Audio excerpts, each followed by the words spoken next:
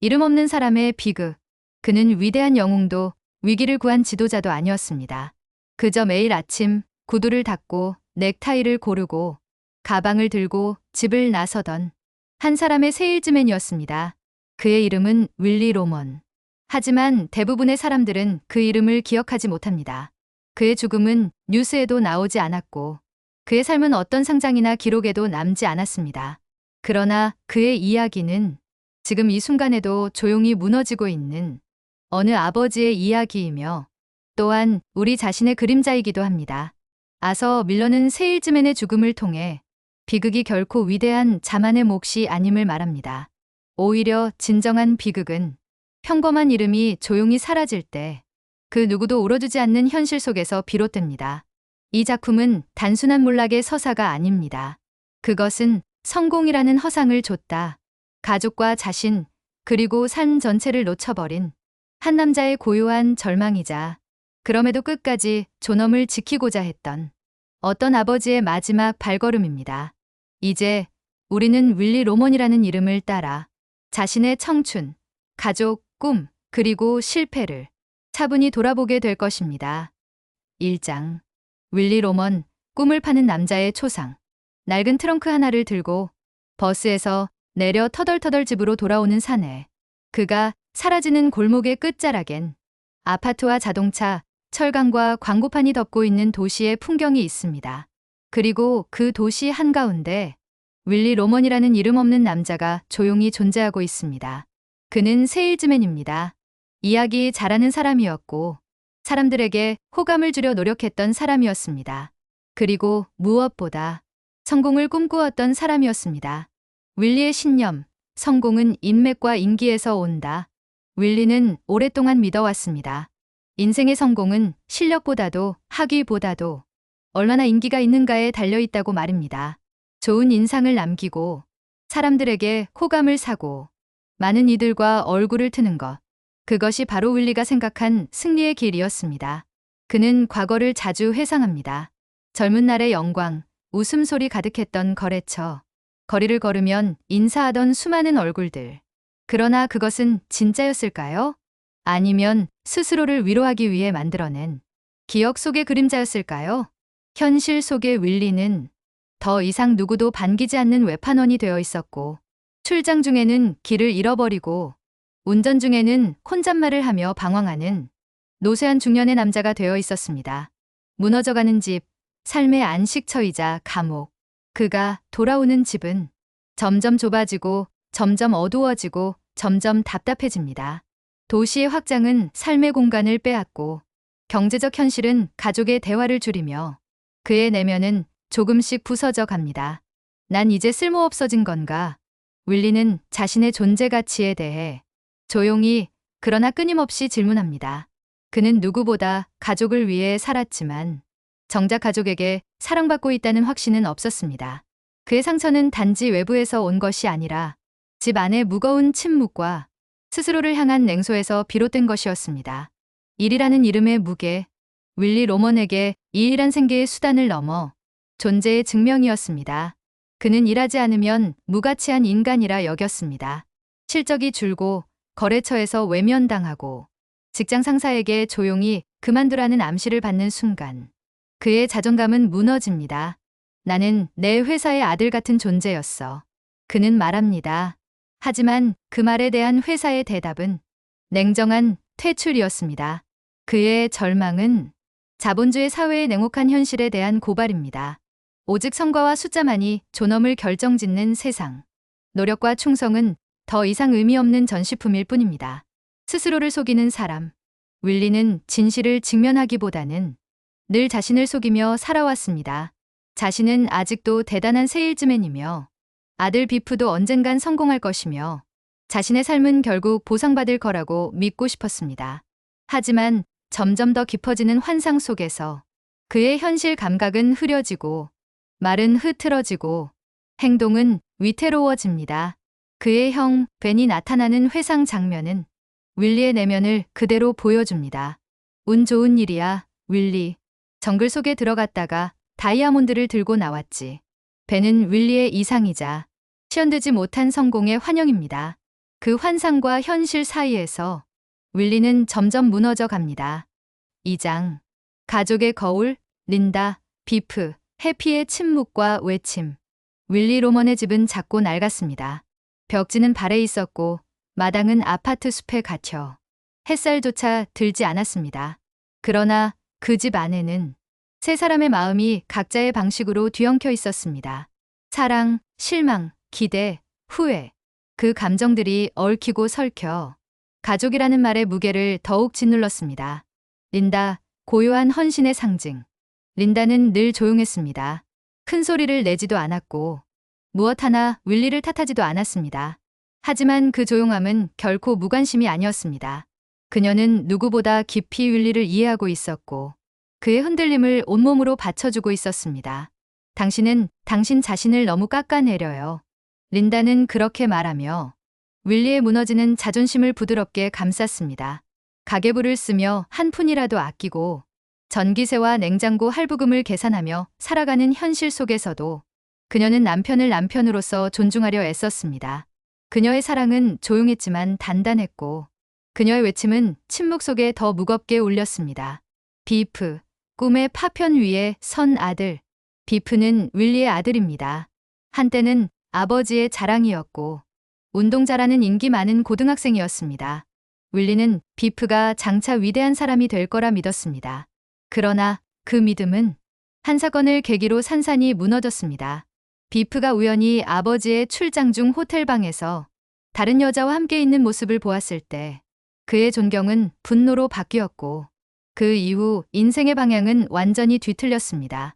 난 아버지의 거짓말을 더는 듣고 싶지 않았어. 비프는 스스로를 실패자라고 여겼고 아버지의 기대를 짓누르는 굴레에서 벗어나고자 했습니다. 하지만 그 안에는 여전히 사랑이 있었고 다만 그 사랑이 상처를 입은 채 방황하고 있었을 뿐입니다.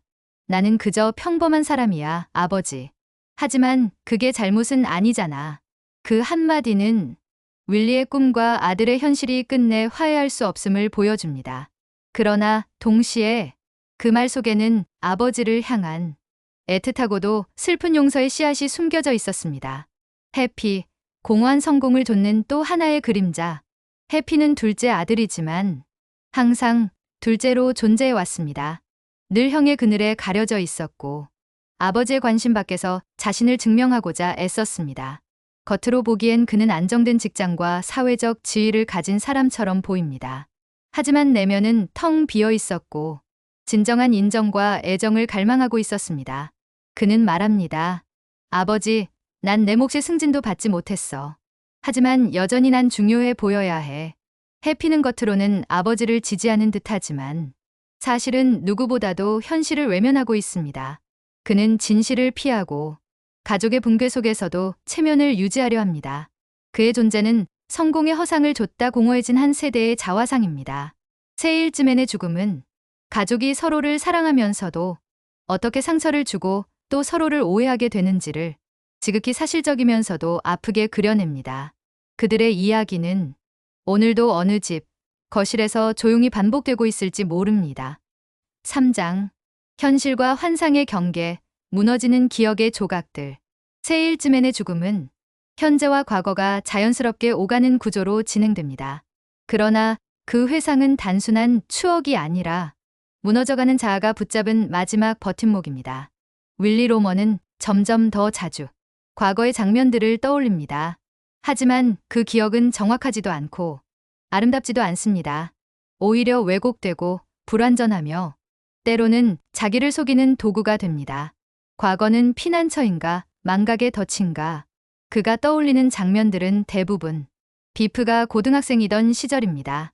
운동장에서 사람들의 환호를 받던 순간 선생님에게 칭찬을 듣고 자신이 그 아버지라는 사실에 자부심을 느꼈던 그때.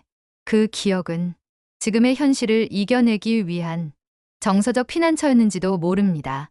그러나 윌리의 기억은 점점 불분명해지고 현재의 대화 속에 과거의 목소리가 섞이며 그는 점점 더 혼란 속에 빠져듭니다.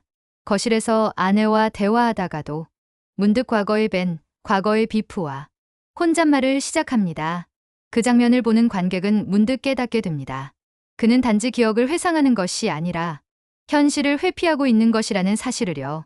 형 벤, 윌리의 내면에 깃든 환상의 얼굴. 윌리의 환상 속에는 한 명의 인물이 자주 등장합니다. 바로 그의 형, 벤입니다. 정글로 들어갔다가 다이아몬드를 들고 나왔다. 벤은 윌리에게 있어 성공과 모험, 결단과 부의 상징입니다. 벤은 거칠고 냉철하며 말이 짧습니다. 그리고 언제나 단호하게 말합니다. 이 기회는 다시 오지 않아, 윌리. 그러나 벤은 실제 인물이 아닌 윌리가 만들어낸 내면의 그림자에 가깝습니다. 그는 윌리의 깊은 열망과 두려움, 그리고 결정의 갈림길에서 늘 뒤돌아보지 말라고 외치는 존재입니다. 윌리는 벤과 대화하면서 자신의 선택을 정당화하고 자신의 인생이 실패가 아니었음을 믿고 싶어 합니다. 하지만 그 환영 속 대화는 점점 더 절박해지고 더 혼란스러워지며 결국 현실로 돌아올 수 없게 만듭니다. 삶과 실패, 그리고 잊히는 것에 대한 두려움. 윌리는 점점 두려움에 휩싸입니다. 가장으로서의 역할을 다하지 못한다는 죄책감, 더 이상 유능하지 않다는 자각, 그리고 무엇보다 자신이 잊히고 있다는 공포. 그는 사람들의 기억 속에서 자신이 사라질까봐 두려워합니다. 누구도 그를 찾지 않고 누구도 그의 이름을 기억하지 않게 될 것이라는 예감. 그래서 그는 더 큰 소리를 내고 더 강하게 자신을 포장하며 자식들에게 더 큰 기대를 겁니다. 비프는 성공할 수 있어. 우린 다시 일어설 수 있어. 그러나 그 말은 점점 자신에게조차 설득력이 사라져가고 있었습니다. 윌리의 내면 풍경, 붕괴와 간절함. 시간은 그에게 직선이 아니었습니다. 그에게 과거는 현재보다 선명했고 현재는 미래보다 불안했습니다. 그는 기억 속 장면을 반복하고 자신이 듣고 싶은 대답을 상상 속 인물에게 말하게 하며 현실을 조금씩 부정합니다. 그러나 그 모든 환상은 결국 무너질 수밖에 없습니다. 그의 내면은 불안정한 무대 위에서 흔들리는 배우처럼 방향도 대사도 잃고 있었습니다. 그는 무엇보다 자신이 쓸모있는 사람임을 누군가에게 증명하고 싶었습니다. 그것이 가족이든 회사든 혹은 과거의 기억 속 형 벤이든 말입니다. 윌리는 점점 현실을 잃어가며 삶의 끝을 향해 걸어갑니다. 그는 더 이상 살아있는 사람이 아니라 삶과 죽음 사이를 떠도는 기억으로 된 존재가 되어갑니다. 그리고 그 허공 위를 걷는 발걸음은 무대를 바라보는 우리에게 질문을 남깁니다. 당신의 과거는 지금을 지탱해주고 있습니까? 아니면 당신을 갉아먹고 있습니까? 사장, 성공의 그림자, 아메리칸 드림의 역설. 윌리 로먼은 믿었습니다. 성공은 노력하는 자의 것이며 좋은 인상과 인간관계, 말솜씨와 끈기만 있다면 언젠가는 부와 명예가 뒤따를 것이라고. 그가 좇은 것은 돈만이 아니었습니다. 그것은 자신이 존재할 수 있는 이유였고 자녀들에게 물려줄 수 있는 자부심이었습니다. 그리고 그가 믿은 성공의 모델은 아메리칸 드림이라는 이름의 이상이었습니다. 하지만 그 꿈은 현실 속에서 점점 공허한 그림자로 바뀌어 갔습니다. 아메리칸 드림의 구조, 뿌리 없는 이상. 미국의 근대화는 개인의 자유와 노력, 기회를 찬양하며 누구나 성공할 수 있다는 신화를 만들어냈습니다. 너도 열심히만 하면 큰 집을 사고 좋은 차를 몰고 자녀들을 대학에 보낼 수 있어. 이 신화는 한때 희망이었고 실제로 많은 이들의 삶을 변화시켰습니다.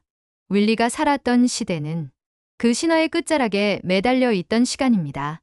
그는 자신의 젊은 시절을 노력하면 무엇이든 될 수 있었던 시대로 기억합니다. 하지만 지금 그는 늙었고 버려졌고 다음 세대에게조차 인정받지 못하고 있습니다. 시스템에 의해 지워지는 인간. 윌리는 회사에 헌신했습니다. 수십 년을 외판원으로 뛰며 가정을 책임지고 자신이 기여했다고 믿었습니다. 하지만 회사는 말합니다. 당신은 이제 필요하지 않습니다. 그에게 내려진 말은 해고가 아니라 삭제였습니다. 그가 평생 믿었던 조직은 그를 보호해 주지 않았고 그의 충성에 대해 어떤 의미 있는 답도 주지 않았습니다. 그는 이제 물건이 되었고 교체 가능한 톱니바퀴가 되었습니다. 윌리의 비극은 여기서 더 깊어집니다. 그는 실패한 것이 아닙니다. 그는 버려진 것입니다. 남과의 비교에서 오는 파멸. 윌리는 늘 비교 속에 살았습니다.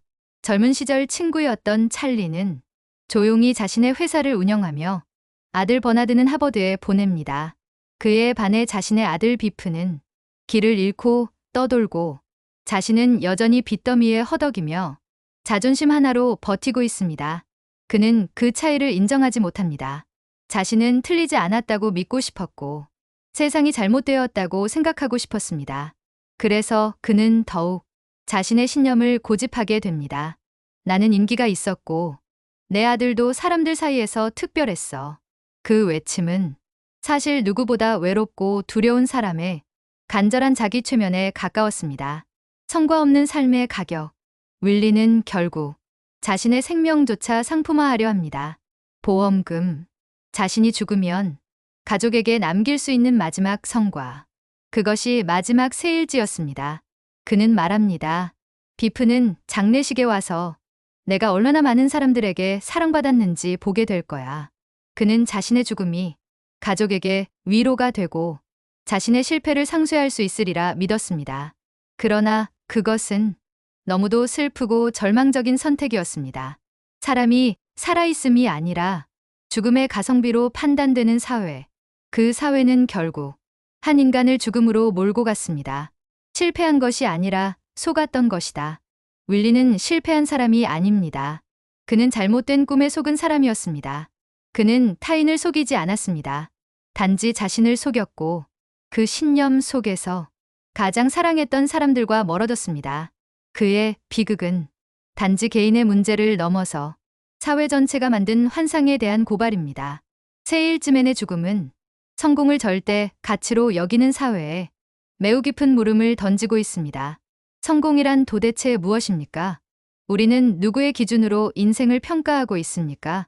그의 마지막 세일즈는 그 자신이었습니다.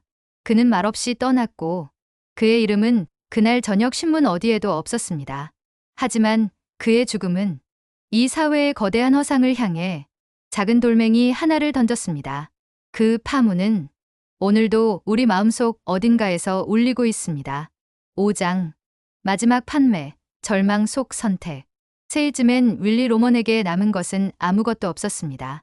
그가 믿었던 회사는 그를 버렸고 그가 사랑했던 아들은 등을 돌렸으며 그가 자랑스러워하던 과거는 지금의 현실 앞에서 힘을 잃어버렸습니다. 그리고 그는 자신의 생존조차 더 이상 가족에게 도움이 되지 못한다고 느꼈습니다. 그러자 그의 마지막 선택이 조용히 다가옵니다. 보험금, 죽음이 만들어낸 단 하나의 가시적 성과. 비프가 돈을 받게 될 거야. 그렇게 되면 그는 날 이해하게 될 거야. 윌리는 더 이상 살아서 줄 수 있는 게 없었습니다. 그러나 죽음에는 숫자가 붙었습니다. 2만 달러의 생명보험. 그는 그것이 마지막 희망이라 믿었습니다. 그의 오랜 신념. 누군가의 기대에 부응해야만 가치 있는 존재가 된다. 그것은 이제 죽음을 통해서라도 실현되어야 했습니다. 그는 스스로를 세일즈의 마지막 상품으로 내놓습니다. 나는 이 세상에서 무가치한 존재가 아니야. 그의 그 외침 속에는 비프에게, 린다에게, 세상에게 보내는 비통한 유서가 담겨 있었습니다. 차의 충돌, 자존심의 절규. 윌리는 조용히 차를 탑니다. 밤은 깊었고 거리는 적막했습니다. 그리고 그 마지막 장면에서 관객은 아무 말도 할 수 없습니다. 그의 선택은 명확합니다. 그것은 죽음이 아니라 증명입니다.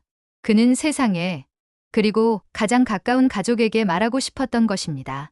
나는 실패하지 않았어. 나는 끝까지 가족을 위해 무언가를 남겼어. 그러나 그의 장례식은 그가 기대했던 모습이 아니었습니다. 사람들은 오지 않았고 그의 명성은 없었으며 남은 건 조용한 상실뿐이었습니다. 그의 죽음은 그의 신념이 끝내 현실이 되지 못했음을 냉혹하게 보여주었습니다. 린다의 독백 삶보다 무거운 침묵. 장례식이 끝난 후 린다는 조용히 말합니다. 이제 다 끝났어요, 윌리. 우리는 집 대출금을 다 갚았어요. 그런데 왜 당신은 여기 없나요? 그 말은 모든 것을 대변합니다. 윌리가 그렇게 바라던 안정, 그가 그렇게 지키고 싶어 하던 집은 이제야 완성되었지만 그는 그곳에 없습니다. 그의 죽음은 삶의 결실이 아니라 삶의 부재를 더 선명하게 드러내는 장면이 됩니다. 린다의 목소리는 떨리고 있지만 그 안에는 분노도 원망도 없습니다. 그저 깊은 슬픔과 허무, 그리고 사랑의 잔향만이 남아 있습니다. 고요한 퇴장, 울림은 길다. 세일즈맨의 죽음은 드라마틱한 죽음을 보여주지 않습니다. 오히려 삶이 끝나는 그 순간을 지극히 현실적으로 조용히 그리고 서늘하게 묘사합니다. 관객은 그 죽음을 보며 비통하거나 감동받는 것이 아니라 깊이 고요하게 생각에 잠기게 됩니다. 무대는 어두워지고 등불은 꺼지고 남은 사람들은 각자의 자리로 돌아갑니다. 하지만 윌리의 마지막 발걸음은 우리 마음속에서 아주 오래 남아 있습니다.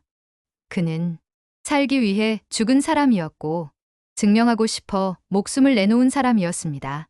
그리고 어쩌면 그의 죽음은 우리 모두가 살면서 외면했던 질문 하나를 강제로 다시 꺼내놓습니다.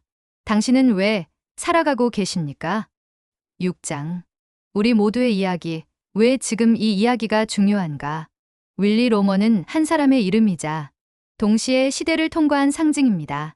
그는 미국인이었지만 프랑스에도 일본에도 그리고 이곳 대한민국의 어느 중년, 어느 노인에게도 익숙한 모습으로 존재합니다. 그는 우리의 아버지일 수도 있고 오랜 직장 동료였을 수도 있으며 어쩌면 바로 나 자신의 초상일 수도 있습니다. 당신은 얼마나 가치 있는 사람입니까?